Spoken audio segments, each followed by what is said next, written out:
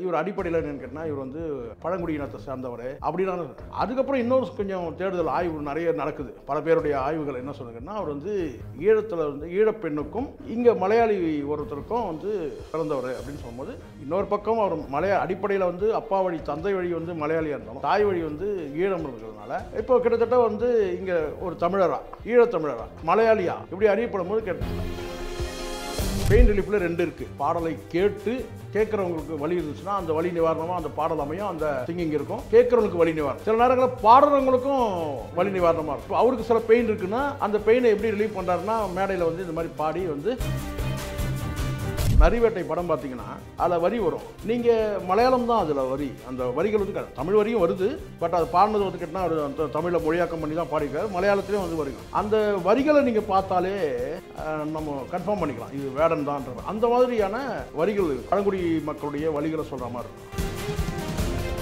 ஒடுக்கப்பட்ட மக்களுடைய வழிகளை சொல்லக்கூடிய ஒரு வழிகளை சொல்லக்கூடிய பாடலை பாடக்கூடிய ஒரு ராப் சிங்கர் வேடன். இப்போ இவரை ஏன் எதிர்க்கிறாங்கன்னு கேட்டீங்கன்னா இவர் செய்யக்கூடிய புரட்சியை வந்து ஏற்படுத்திடுமோ இதனால மக்கள்கிட்ட. இது இவருக்கு மட்டுமே இல்லை, கடந்த காலத்தில் யாரெல்லாம் அவங்க வந்து புரட்சி மேடையில் பேசினாலும் சரி இவர் பாடலாக பாடுறாரு. பேசுகிறவங்களுக்கு என்ன நடக்கும்? பேசுகிறவங்களுக்கும் மரணம் தான் பரிசாக கிடைக்கும். இந்த வேடன் வந்து இப்போன்னு கேட்டால் முழுக்க ஒரு ஆயுதம் இல்லாத புரட்சி பேசக்கூடிய ஒரு மனிதராக தான் இருக்கார். சமூக புரட்சி பேசுகிறாரு. அப்போ அவர் வந்து இந்த ஆதிக்க சக்திகள் அதிகார வர்க்கம் என்ன சொல்லி கேட்டால் கஞ்சா வழக்கு, அதுக்கப்புறம் ஏதோ பெண்கள்கிட்ட தவறாக வந்துட்டாருன்னு சொல்லிட்டு அப்படி இருக்குன்னா அதுக்கு அவர் பொது மன்னிப்பும் கேட்டிருக்காரு. அது அங்கே என்ன நடந்தது, எந்த சூழலில் எப்படி நடந்தது சொல்ல முடியாது. அதுக்கு அவர் மன்னிப்பும் கூட கேட்டிருக்கிறாரு. ஸோ இப்படி வந்து அடுத்தடுத்த கட்டமாக கேட்டால் அவர் ஏதாவது ஒரு குறுகிய வட்டத்தில் அடைப்பாங்க. ஒருவேளை வந்து நீங்கள் வந்து வேடனே நீங்கள் சொல்கிறாங்க, சில பேர் வேடன் கொல்லப்படுவார் அப்படிலாம் சொல்கிறாங்களே, வேடனே கொன்னால் கூட பார்த்தா அந்த பாடல் உயிரோடு இருக்கும். இதுதான் இங்கே இருக்குது ரொம்ப ரொம்ப முக்கியம்.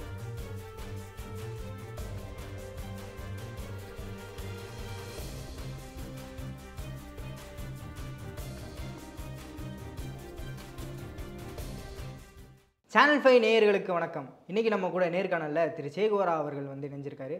அவர்கிட்ட ஒரு முக்கியமான விஷயம் வந்து இன்ட்ராக்ட் பண்ண போகிறோம். வாங்க வீடியோக்குள்ளே போயிடலாம். வணக்கம் சார். வணக்கம் சார். எப்படி இருக்கீங்க? நலமாக இருக்கும் சார். வேடன் அப்படிங்கிற பேரில் நம்ம எல்லாருக்கும் ஒரு ராப் சிங்கர் வந்து தெரிஞ்சிருக்கும்.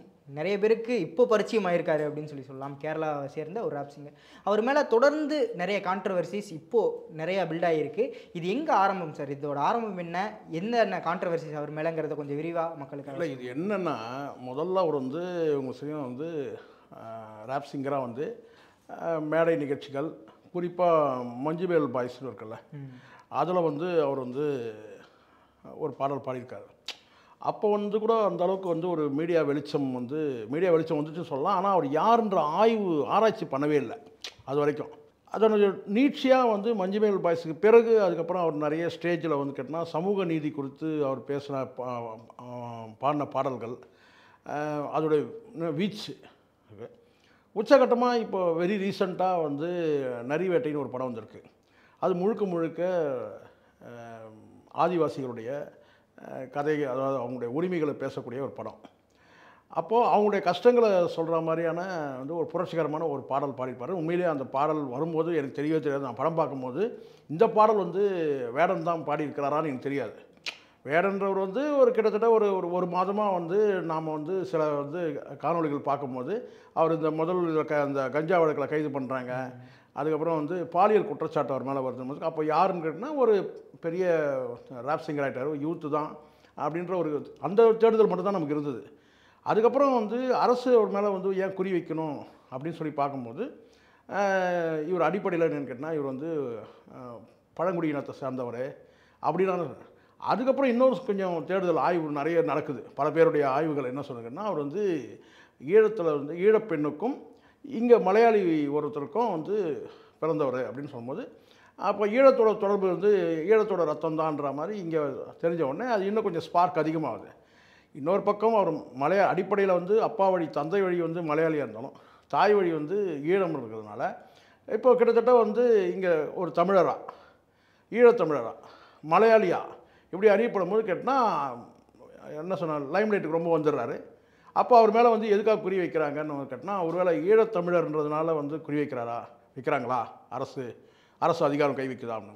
இதை தாண்டி அவருடைய பாடல்கள் வந்து பார்த்தீங்கன்னா முழுக்க வலதுசாரி எதிர்ப்பு பிரதிபலிக்கிற மாதிரி இருக்குது. சமூக நீதி வந்து பிரதிபலிக்கிற மாதிரி இருக்குது. அப்படி இருக்கும்போது இங்கே வந்து இயல்பாகவே வந்து ஒரு எதிர்ப்பு வரும் இல்லையா, வலதுசாரிகள்கிட்ட வந்து ஒரு எதிர்ப்பு இருக்குது. உச்சகட்டமாக அவர் அடுத்தடுத்து அவருடைய வரிகள் எல்லாமே கேட்டால் வந்து சங்கிகளுக்கு எதிராக வந்து ஒரு பாடல்கள் அமையுது அப்படின்ற மாதிரி. அதுக்கு காரணமே என்னென்னு கேட்டால், எப்போவுமே இங்கே இருக்கிற நம்மக்கிட்ட இருக்குல்ல, ஈர பேனாக்கி பேனை பெருமாளாக்கி அந்த பெருமாளுக்கு கோயில் கட்டி கும்பாபிஷேகம் நடத்துகிறவங்க தான் இயல்பாகவே இங்கே நம்ம இந்தியாவில் அதுதான் வழக்கமாக நடக்குது. அவர் பாட்டு ஏதோ வந்து சமூக நீதி கொடுத்து அவருடைய பெயின் எல்லாருக்குமே பெயின் ரிலீஃப் தானே இந்த மாதிரியான இந்த. இப்போது இது முதல்ல சொல்லிடுறேன், பெயின் ரிலீஃப்னு போது சொல்கிறேன். பெயின் ரிலீஃபில் 2 இருக்குது. இந்த மாதிரியான இந்த ராப் சிங்கர் வந்து பாடலை கேட்டு கேட்குறவங்களுக்கு வலி இருந்துச்சுன்னா அந்த வலி நிவாரணமாக அந்த பாடல் அமையும், அந்த சிங்கிங் இருக்கும், அவருடைய அந்த வரிகள் கூட, அந்த பாடல் வரிகள் கூட இருக்கும். கேட்குறவங்களுக்கு வலி நிவாரணம். சில நேரங்களில் பாடுறவங்களுக்கும் வலி நிவாரணமாக இருக்கும். இப்போ அவருக்கு சில பெயின் இருக்குன்னா அந்த பெயினை எப்படி ரிலீவ் பண்ணுறாருன்னா, மேடையில் வந்து இந்த மாதிரி பாடி வந்து உச்சபட்சமாக வந்து வார்த்தைகள் வந்து பார்த்திங்கன்னா ரொம்ப ஷார்ப்பான வார்த்தைகள், கடுமையான வார்த்தைகள் லைன் வரும்போது அவருக்கு ரிலீஃப் கொடுக்குற மாதிரி நினைக்கிறார். ஏன்னா அவருடைய பிறப்புன்னு ஒன்று இருக்கு இல்லையா, ஒரு மனுஷனுக்கு பிறப்பு இருக்குது. ஈழத்தில் தன் தாய் வந்து கஷ்டப்பட்டு அகதியாக இங்கே வந்து அதுக்கப்புறம் இங்கே வந்து மனம் முடித்து இங்கேயும் ஏழ்மையில் போராடி வரும்போது அதுக்கான பெயின் ரிலீஃப் தான். ஏன்னா ரொம்ப யூத், ரொம்ப யங்கு தானே. ஒரு 20 வருஷத்தில் வந்து கேட்டால் வந்து அவருடைய வளர்ச்சி இருக்குது. 20 வருஷத்தில் ஒரு 25 வயசு இருக்குன்னு நினைக்கிறேன் தோராயமாக. 30 வச்சுங்க. அப்போ அந்த 30 வயசுக்குள்ளே அவர் வந்து, ஆனால் அவர் சிங்கராக ஆனது வந்து கேட்டால் 20 வயசில் ஆகிட்டு இருப்பார். அப்போ மெல்ல மெல்ல அவருடைய வழிகளை சொல்லக்கூடிய ஒரு சூழல் இருக்குது இல்லையா. அதனால் இப்படி ஒன்று இருக்குது. இங்கே வந்து நம்ம கொண்டாடுறதுக்கே ரேப் சிங்கர்கள், நிறைய பாப் சிங்கர்கள் இதெல்லாம் நம்ம கேட்டிருக்கிறோம். உலகமெங்கும் இப்போ வந்து பார்த்தீங்கன்னா வந்து இந்த கடந்த ஒரு வாரமாக நான் பார்க்குறேன், வேர்ல்டு லெவலில் ஃபேமஸ் ஆகிட்டார் இந்த வேடன். இங்கே வந்து என்னென்னு கேட்டிங்கன்னா, இவர் முழுக்க வந்து பார்த்தீங்கன்னா இவர் வந்து உடலை கட்டுறதுன்னு கேட்டால் பனியன் போட்டு இருக்கிறாருன்னு கேட்டால் வந்து அந்த வேர்வை தான் வந்து, அது வேர்வை வரியே வருது சரிங்களா. சில வரிகள் வந்து வேர்வை சம்மந்தமான வரிகள் கூட வருது. அதில் வேடன் என்ன லைன் அவர் முழுக்க வரிகள் தான், அதை பாடக்கூடிய விதம். ஸோ இதெல்லாம் பார்க்கும்போது இங்கே பெரிய அளவில் ஆதரவு இருக்குது. ஒப்பீட்டு அளவில் நான் சொல்கிறேன். மக்களும் வழக்கமாக வந்து இவர் வந்து அவருடைய இயற்பெயர் வந்து இந்த முரளிதரன் வந்து, அதுக்கு பிறகு அவருன்னு கேட்டால் அவர் வந்து அவங்க அம்மா ஈழத்தமிழச்சி, அவங்க அப்பா மலையாளி, அவங்க இங்கே வந்து பிறந்தாங்க, இப்படியே சொல்கிறாரு. இவர் பேசுகிறது சமூக நீதி. 30 வருஷத்துக்கு பிறகு, அவர் பிறந்து 30 வருஷம் ஆயிடுச்சு, ஆனால் 30 வருஷத்துக்கு முன்னாடி அதே ஈழப்போர் நடக்கும்போது இங்கே வந்து பாம்பேயில் வந்து கொட்டம் அடித்தாங்க, கொண்டு வந்து வெளிநாட்டுக்காரி வந்து பாப் சிங்கரை கூப்பிட்டு வந்து, பாப் சிங்கருக்கு இந்தியாவில் இவ்வளோ வரவேற்பா அப்படின்ற மாதிரி இருந்தது. ஆனால் அப்படியான வரிகள்லாம் வந்து பிரிண்ட் மீடியாவில் எழுதின காலகட்டம் இருக்குது. அதை சொல்கிறேன் நான். அதனால் இது வந்து எனக்கு கேட்டால் காலமாற்றம், எங்கேருந்து வேணால் ஒரு புரட்சி தீ பற்றிக்குன்னு சொல்லுவாங்கள்ல, அப்படி தான் நான் இதை பார்க்குறேன். இப்போது அது மட்டும் இல்லாமல் இப்போ சென்ட்ரலில் ஆளுங்கட்சியில் இருக்கக்கூடிய ஒரு முக்கியமான நபர் வந்து மேடையில் உனக்கு எதுக்கு இந்த பாட்டு, இதோட ராயல்ட்டி எல்லாம் என்கிட்ட கொடுத்துரு அப்படின்னு சொல்லிட்டு கேட்ட மாதிரியான விஷயம். ஆமாம், நிறைய இருக்குது. நான் ஓப்பனாக எதிர்க்கிற அளவுக்கு அவங்க இல்லை இருக்குன்னா நான் அது வரிகள் தான் நான் பார்க்குறேன். நீங்கள் மலையாளம் ஓரளவுக்கு புரிஞ்சுதுன்னா உங்களுக்கு வந்து இன்னும் தெரியும் சரிங்களா. எனக்கு ஓரளவுக்கு கொஞ்சம் புரிஞ்சிக்க முடியும். எனக்கு நான் பழகின சர்க்கிள் அந்த மாதிரி. அப்படின்னால ரொம்ப உக்கிரமான வார்த்தைகள் வரும்போது முழுக்க என்ன கேட்டால் அந்த யூத், அந்த இளம் ரத்தம், அந்த பாடல் வேகம், இதெல்லாம் பார்க்கும்போது கேட்டால் வந்து அந்த ஸ்டைல் வந்து மைக்கேல் ஜாக்சன் ஸ்டைலு. ஸோ இதெல்லாம் பார்க்கும்போது இளைஞர்களுக்கு வந்து சூடேற்றுற மாதிரி இருக்குது. இளைஞர்களுக்கு குறிப்பாக நான் இளைஞர்கள் மட்டுமே சொல்ல, உணர்வு உள்ளவர் அத்தனை பேருக்குமே சொல்ல. இளைஞர்கள் நான் எது சொன்னால் வந்து அந்த இளம் ரத்தம் உள்ளவங்களும் சொல்கிறேன். ஆனால் இப்போ அங்கே கூட்டத்தை பார்க்கும்போது பார்த்திங்கன்னா வயது வித்தியாசம் இல்லாமல் கூட்டம் வருது. அப்போது முழுக்க வலி நிவாரணம் அவர் பாடக்கூடியதுன்னு கேட்டால் நாட் ஓன்லி ஈழ பிரச்சனையை மட்டும் பேசுகிறாரு அப்படின்னு சொல்ல, ஈழத்தில் அவருக்கு வரவேற்பு இருக்குது, அது வேறு விஷயம். அவர் ஈழத்தமிழராக வந்து அவரை வரவேற்கிறாங்க. அங்கே அவர் பாடக்கூடிய அந்த கச்சேரிகள் வந்து அந்த ஸ்டேஜ் ப்ரோக்ராமுக்கு வந்து பெரிய கூட்டம் வரலாம், அதெல்லாம் வேறு. ஆனால் முழுக்க உலகம் முழுவதும் இருக்கிற அந்த ஈழத்தமிழராக இருக்கட்டும் அல்லது வந்து கேட்டால் வந்து மலையாளம் பேசக்கூடிய மக்களாக இருக்கட்டும், எல்லோருடைய பார்வையும் கேட்டால் வேடன் மீது இருக்குது. அதுக்கு காரணம் கேட்டால் அவர் பாடல் வரிகளில் இருக்கக்கூடிய அந்த வலி நிவாரணத்துக்கு தான் பார்க்குறாங்க. மற்றபடி பொழுதுபோக்குறதுக்காகனா அது வேறு நிகழ்ச்சி. நிறைய பாப் சிங்கர் இருக்கிறாங்க இங்கே பொழுதுபோக்குறதுக்கு. ஆனால் வேடனை வந்து ஒரு பொழுதுபோக்கியாக நம்ம பார்க்க முடியாது.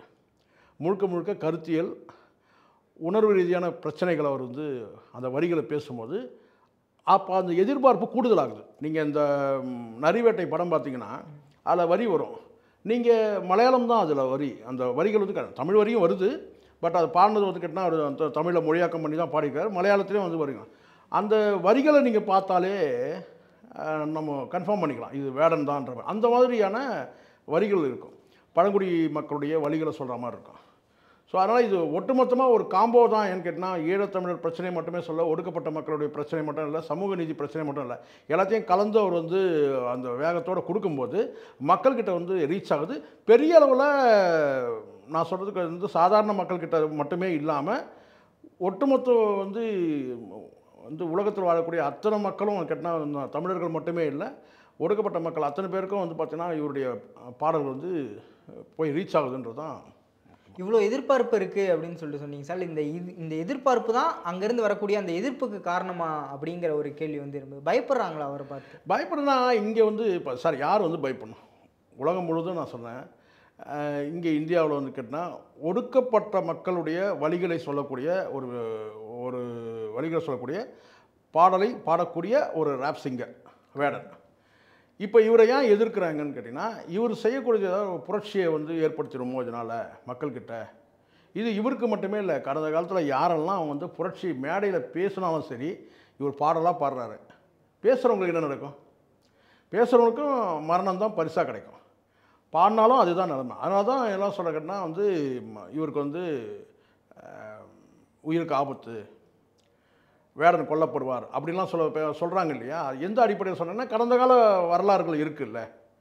புரட்சி பேசின அத்தனை பேருமே கேட்டால் அது யாருன்னு எந்த சக்தியாக இருக்கட்டும், ஆதிக்க சக்தி, அது ஆங்கிலேயனாக இருக்கட்டும் அல்லது வந்து சர்வாதிகாரத்தை வந்து பார்த்திங்கன்னா சர்வாதிகார சிந்தனையோடு செயல்படக்கூடிய எந்த ஆதிக்க நிர்வாகமாக இருந்தாலும் அவங்க வந்து கேட்டால் வந்து ஒரு சவாலான ஒரு நபராக தான் இந்த புரட்சியாளர்களை பார்ப்பாங்க. புரட்சியாளர்களுக்கு வந்து பார்த்திங்கன்னா இந்த சமூகம் கொடுத்த பரிசு என்னன்னு கேட்டால் மரணம் தான்.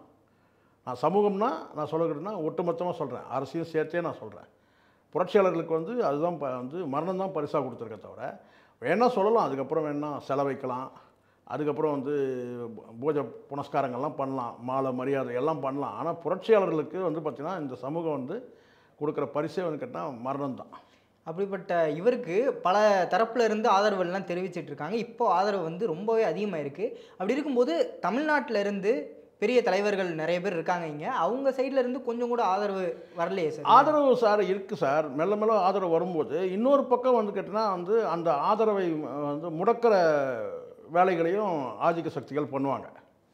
இப்போது ஒரு கட்டத்தில் இங்கே வந்து பல பேர் கேட்டால் புரட்சியாளர்கள், நான் ஒன்று கேட்குறேன் உங்கள்கிட்ட, நீங்கள் கேட்டதுனா ரொம்ப ஆழமாக போகிறோம்னு நான் நினைக்கிறேன். பட் இருந்தாலும் நான் கேட்குறேன், போராளினா என்ன, புரட்சியாளர்னா என்ன, வித்தியாசம் என்ன? போராளினா என்ன, புரட்சியாளர்னா வித்தியாசம் என்ன? ரெண்டுத்துக்கும் தனக்கு தேவைங்கிறத கேட்குறவன் போராளி, எல்லாரையும் சேர்ந்து கேட்க வைக்கிறவன் புரட்சியாளர். அப்படி இது நீங்கள் இப்படி சொல்கிறத நீங்கள் இப்படி எடுத்துக்கலாம். இன்னொரு பக்கம் வந்து அரசோட, இது கரெக்டான பதில் தான் நீங்கள் சொன்னது ஏறக்குறைய. இப்போ இன்னொரு பக்கம் அரசோட பார்வை எப்படி தெரியுமா இருக்கும்? புரட்சியாளர்னா கூட வந்து போராளினா கூட பரவாயில்ல, ஒரு கட்டத்தில் வந்து அவன் ஆயுதத்தை கையில் எடுத்துருவான் போராளி. ஆனால் புரட்சியாளர்னு கேட்டால் ஆயுதத்தை கையில் எடுக்க மாட்டான். அவனுடைய என்ன சொன்னாங்க, அவனுடைய அறிவும் அவனுடைய நாவன்மையும் அவனுடைய செயல்திறனும், இதுதான் புரட்சியாளருடைய என்ன சொல்லி கேட்டால் அவங்ககிட்ட இருக்கிற ஆயுதமாக தான். ஆனால் போராளிக்கிட்ட வந்து கேட்டால் ஒரு கட்டத்துக்கு மேலே கேட்டால் சொல்லி பார்ப்பான், வாதம் பண்ணி பார்ப்பான், கேட்கலன்னா அந்த வாதத்தை தீவிரமாக்குவான். தீவிரமாக்கும் போது என்ன செய்வான், கையில் ஆயுதம் எடுப்பான், அவன் தான் தீவிரவாதி. போராளி என்ன ஆகிடுவான், தீவிரவாதி ஆகிடுவான். நான் சொல்கிறது அரசோட பார்வைக்கு, ஆதிக்க சக்தியோட பார்வைக்கு. ஆனால் புரட்சியாளர் வந்து அப்படி கிடையாது. அவங்க கையில் ஆயுதம் எடுக்க மாட்டாங்க. முழுக்க வந்து கேட்டால் உங்களை வந்து என்ன சொன்ன, அம்பேத்கர் சொன்ன மாதிரி கற்பி, புரட்சி செய், ஒன்று சேர் அப்படின்வாங்க இல்லையா, அந்த வார்த்தை சொல்கிறேன். உலகத்தில் வேறு யாரும் சொல்லாத ஒரு வார்த்தை அது, அம்பேத்கர் சொன்ன வார்த்தை. அப்போ அவங்க என்ன சொன்ன கேட்டால், இந்த போராடி ஒரு 10 பேரோட முடிஞ்சிடும், இல்லை 100 பேரோட முடிஞ்சிடும், இல்லை ஒரு 1000 பேரோட முடிஞ்சிடும். ஆனால் புரட்சியாளர் என்னன்னு கேட்டிங்கன்னா, அவரை மாதிரி ஒருத்தரை வந்து உருவாக்கிக்கிட்டே இருப்பாங்க. அங்கே 5 10ஆகவும் 10 100ஆகவும் 100 1000ஆகவும் லட்சமாகவும் அது வந்து கூட, இதுதான் வந்து புரட்சி. புரட்சியாளருக்கும் போராளிகளுக்கும் வித்தியாசம் இதுதான். இப்போ வந்து வேடன் வந்து போராளியாக புரட்சியாளர் அவ்வளோதான். ஏன்னா இங்கேருந்து வர்றது தான் சார், இங்கேருந்து வரக்கூடிய சிந்தனை வந்து மக்கள்கிட்ட விதைக்கிறது இருக்குது பார்த்திங்களா, அதுதான் வந்து இந்த ஆட்சியாளர்கள்லாம் ஆபத்தாக நினைக்கிறோம். இங்கே உள்ள ஆட்சியாளர்கள் வந்து எதை ஆபத்துன்னு நினைக்கிறோன்னா, கையில் துப்பாக்கி எடுத்தால் கூட அது ஆபத்துன்னு நினைக்கல. போராளியை விட புரட்சியாளர் தான் ஆபத்தானு நினைக்கிறான். அவனை எந்த வகையில் ஒடுக்குறதும் எந்த வகையில் வந்து அடக்கணும் அப்படின்னு வந்து வீரப்பன் வந்து காட்டில் வந்து அவர் வேட்டையாடல அதெல்லாம் ஒரு பக்கம் இருக்கட்டும். எப்போ வந்து அவர் வந்து நக்கீரனில் பேட்டி கொடுத்து மக்கள்கிட்ட வந்து இந்த அரசியல் பேசி அரசியல் மாற்றம் இதெல்லாம் வந்து பேச ஆரம்பித்தாரோ அப்போ தான் அவருக்கு சிக்கல் அதிகமாச்சு. வீரப்பன் அப்போ போராளியாக இருந்து புரட்சியாளராக மாறக்கூடிய ஒரு என்ன சொல்கிறது ஒரு டேக் டைவர்ஷன் நடக்குது இல்லையா? அப்போ தான் அவர் வந்து அவருக்கு வந்து ஸ்ட்ராங்காக கட்டம் கட்டுறாங்க, அந்த இது நடக்குது சொல்கிறேன் நான். அதனால் இந்த வேடன் வந்து இப்போன்னு கேட்டால் முழுக்க முழுக்க ஒரு ஆயுதம் இல்லாத என்ன கேட்டால் வந்து ஆயுதம் இல்லாமல் புரட்சி பேசக்கூடிய ஒரு மனிதராக தான் இருக்கார். சமூக புரட்சி பேசுகிறாரு. அப்போ அவர் வந்து இந்த ஆதிக்க சக்திகள் அதிகார வர்க்கம் என்ன சொல்லி கேட்டால் கஞ்சா வழக்கு, அதுக்கப்புறம் ஏதோ பெண்கள்கிட்ட தவறாக நடந்துக்கிட்டாருன்னு சொல்லிட்டு அப்படியே அதுக்குன்னா அதுக்கு அவர் பொது மன்னிப்பும் கேட்டிருக்காரு. அது அங்கே என்ன நடந்தது எந்த சூழலில் எப்படி நடந்ததுன்னு சொல்ல முடியாது, அதுக்கு அவர் மன்னிப்பும் கூட கேட்டிருக்கிறாரு. ஸோ இப்படி வந்து அடுத்தடுத்த கட்டமானு கேட்டால் அவர் ஏதாவது ஒரு குறுகிய வட்டத்தில் அடைப்பாங்க. ஒரு சிலருக்கு வந்து பார்த்தீங்கன்னா நீண்ட காலம் ஆகும் அவங்கள முடக்கிறதுக்கு. குரலை எப்படி முடக்கிறது, அதுக்கு என்னென்ன செய்யணுமோ அத்தனையும் இந்த அதிகார வர்க்கம் செய்யும். சார் நான் என்ன நினச்சேன்னா, இப்போ ஒரு ஈழத்தமிழிலேருந்து ஒரு பேக்ட்ராப் கூடிய ஒரு ஆள் அவருக்கு ஒரு சிக்கல் வருது அப்படிங்கும்போது இங்கேருந்து முதல் குரலாக வந்து அண்ணன் சீமான் அவர்களோட குரல் வந்து இருக்கும் அப்படின்னு சொல்லிட்டு நினச்சேன். அதுக்கப்புறம் ஒடுக்கப்பட்டவர்களுக்காக பேசிக்கிட்டு இருக்காரு அங்கே ஒருத்தர், அவருக்கு ஆதிக்க சக்திகிட்ட இருந்து ஒரு நெருக்கடி வருது, பிரச்சனைகள் வருது அப்படின்னா இங்கே ஆளுங்கட்சியாக இருக்கக்கூடியவங்கக்கிட்ட இருந்து ஒரு சில ஆதரவுலாம் கிடைக்கும், நாங்கள் இருக்கோம், இல்லை இவருக்கு நாங்கள் சப்போர்ட் பண்ணுறோம், அவங்க செய்கிறது வந்து தவறு அப்படிங்கிற மாதிரி இங்கே ஒரு பெரிய மௌனம் வந்து காக்கப்படுது. ஏன் சார்? மௌனம்னு சொல்ல முடியாது கிருஷ்ணா, பேசுகிறாங்க. இப்போ தம்பி சாட்டை துரைமுருகன் கூட ஒரு காணொலி வெளியிட்டிருக்கிறாரு. நான் சீமான் பேசலன்றது சொல்ல, இது வந்து ஒரு ஆரம்ப கட்டம் தானே இல்லையா? இப்போ தான் மெல்ல மெல்ல வரும்போது கேட்டால் ஒரு கட்டத்துக்கு மேலே வந்து பேச ஆரம்பிச்சிருவாங்க. இப்போ யாரும் அரசியல்வாதிகள் யாருமே பேசவே இல்லை. ஆனால் சமூக நீதி பற்றி பேசும்போது கேட்டால் இங்கே இருக்கிற எல்லா அமைப்புகளும், நான் சொல்கிறது தமிழ் தேசியத்தை பேசக்கூடிய அமைப்புகள் மட்டுமே இல்லை, சமூக நீதிக்காக வந்து இங்கே வந்து என்ன சொல்கிற ரைட்ஸ் முழுமையாக வச்சுருக்கிற திராவிட இயக்கங்களும் பேசணும்ல. ஏன்னா அவர் வந்து ஈழ அரசியல் மட்டும் பேசுகிறார், சமூக நீதி அரசியல் பேசுகிறாரு. அப்படி இருக்கும்போது முழுக்க முழுக்க ஒடுக்கப்பட்ட மக்களுடைய வழியை பேசுகிறார் அப்படின்னு இங்கே இருக்கிற எல்லாருமே தான் குரல் கொடுக்கணும். அது இவர் சீமான் குரல் கொடுக்கல, இவரை வந்து திருமாவளவன் குரல் கொடுக்கல, ஒட்டுமொத்த எல்லாரும் தான் குரல் கொடுக்கணும். அது வந்து மெல்ல மெல்ல நடக்கும். இப்போ வந்து என்னென்னா இது ஒரு ஆரம்ப கட்டம் தான். ஸோ இது வந்து அடுத்த கட்டம் வந்து கேட்டால் வந்து அவருக்கு வந்து ஏதாவது இப்போ மம்முட்டி பேச ஆரம்பிச்சிருக்காரு. ஸோ அதனால் இதில் வந்து ஸ்டேட் அரசியல்கள் இருக்கலாம் இல்லையா? அவர் சில விளக்கங்கள் கொடுக்குறாரு, பெரியார்ன்றதுக்கு கூட ஒரு விளக்கம் கொடுத்துருக்கிறார் அவர். ஸோ அதனால் அவருடைய பார்வை என்ன ஏதுன்றதெல்லாம் பார்த்துட்டு கூட அதுக்கு பிறகு கூட மெல்ல அடுத்து தரலாம். அதனால் இது வந்து கேட்டால் நம்ம இப்போ அவரை எப்படி நம்ம பார்க்கணுன்னா, நான் சொன்னது தான், அது உங்களுக்கு கஷ்டமாக இருக்கும் கேட்குறதுக்கு, நாங்கள் அதுக்குள்ளே இந்த பட்டம் கொடுத்துறீங்கன்னு. நான் முழுமையாக அந்த பாடல்கள்லாம் நேற்று இரவு கூட ஒரு பாடின பாடலாம் கேட்டேன். ரொம்ப ஏன்னா அந்த ரேப் சிங் வரும்போது கேட்டால் சில ப்ரொனன்சியேஷன் கேட்க மாட்டாங்க, சில லாங்குவேஜ் ப்ராப்ளம் நமக்கு இருக்குது சரிங்களா, மலையாளம் கொஞ்சம் தான் நமக்கு தெரியும். அப்போது இதை கேட்கும்போது நம்மளால் புரிஞ்சுக்கிட்ட வரைக்கும் கேட்டிங்கன்னா ரொம்ப வீச்சு அதிகமாக இருக்குது வரிகளில். அப்போது வந்து ஒரு புரட்சியாளராக கூட நம்ம வந்து பார்க்க முடியும், ஏன்னா வரிகள் சொந்தம். இப்போ இன்னொருத்தருடைய இப்போ பாரதியார் பாட்டை வந்து காக்கை சிறகனிலே அப்படின்னு சொல்லி பாடினா என்னுடைய சொந்த அறிவு கிடையாது, பாரதியாருடைய வரி தான். ஆனால் இவர் எழுதக்கூடியது வந்து கேட்டால் வரிகளும் அவருக்கு சொந்தமானது, எழுத்துக்களும். அப்போ வந்து இதுதான் புரட்சின்னு நான் சொல்கிறேன். அப்போ ஒரு புரட்சியாளராக நம்ம வந்து வேடனை நம்ம வந்து அங்கீகரிக்கலாமே அப்படின்றது தான் என்னுடைய பார்வை. அப்படி ஒரு புரட்சியாளனா இங்கே மலையாள இண்டஸ்ட்ரியில் ஒருத்தர் இருக்கார். இங்கே தமிழ் இண்டஸ்ட்ரியில் வந்து அது கொஞ்சம் சட்டலாகவே தான் அந்த ஒரு விஷயத்தை வந்து பேசிக்கிட்டு இருக்காங்க. இங்கேயும் வந்து பேசப்படுது, நான் இல்லைன்னு சொல்ல. இங்கேயும் பாடல்கள் மூலமாகவும் எல்லா கலை வடிவம் மூலமாகவும் சினிமா அந்த மாதிரி எல்லா கலை வடிவம் மூலமாகவும் புரட்சிங்கிறது சமூக நீதிங்கிறது பேசப்படுது. கொஞ்சம் சட்டிலாக தான் இருக்கும், முக்கியமாக பாடல்களில் இந்த ரேப் சிங்கர்ஸ் நிறைய பேர் இங்கேயும் இருக்காங்க, கொஞ்சம் சட்டிலாக இருக்கோ அப்படின்னு சொல்லி நான் நினைக்கிறேன். எதிரான சார்? இல்லை, எனக்கு நான் பார்த்த வரைக்கும் அந்த பார்வை இல்லை. ஆனால் என்னென்னா இப்போ எல்லாத்துக்குமே ஒரு விஷயம் இருக்குது, என்னென்னு கேட்டால் ஒரு ஆரம்ப கட்டத்தில் இருக்கிற மாதிரியான ஒரு பார்வை இருக்குல்ல, யாரும் உடனே சடனாக யாருமே ஏற்றுக்க மாட்டாங்க. இது என்ன வியூ இருக்குது, அவருடைய பார்வை எதை நோக்கி பயணிக்கிற. இப்போ வேடன்றவர் வந்து யாருன்றது அடையாளம் ஆயிடுச்சு, எல்லோரும் சொன்னதே சொல்லிட்டு கிடக்குறான். நம்ம பார்த்தோம் இது மீடியாக்களில் கூட, அவர் யாருங்க, அவர் வந்து ஈழப்பெண்ணுக்கும் கேரளாவில் இருக்க ஒரு மலையாள ஆணுக்கும் பிறந்தவர், அவர் எங்கே வந்து வளர்ந்தார், ஒரு குறிப்பிட்ட வந்து ஒரு ஒடுக்கப்பட்ட மக்கள்கிட்ட அவர் வளர்ந்தார். இதே தான் சொல்லிருக்காங்க. நம்ம கொஞ்சம் பார்வையை வேறு தூரம் கொண்டு போனோம் அவரை. இதை இதை பேசணும் தான், அவருடைய ஆரம்ப வாழ்க்கையை பேசிட்டு அதுக்கப்புறம் அவருடைய பாடலில் சொல்லக்கூடிய வரிகளில் என்ன சொல்ல வர்றாரு அவர், அதை வந்து விவாதிக்கணும். ஒரு பாடல்லையுமே வரிகள் வந்து மலையாளத்தில் இருக்கிறதுனால இங்கே இருக்கிறவங்க அதை வந்து கடந்து போயிடுறாங்க. அதை ஒன்று மொழியாக்கம் பண்ணி அதில் இருக்கக்கூடிய வந்து விஷயங்கள் நம்ம பேசணும். இப்போது பலரும் இங்கே இருக்கிறாங்க. இங்கே இருக்கிற இப்போ நான் உதாரணத்துக்கு இப்போ திருமாவளவன்னு எடுத்துங்க. அவர் எழுதின புத்தகங்கள் வந்து நிறைய புத்தகங்கள் எழுதியிருக்காரு. அது எல்லாம் தமிழில் இருக்குது.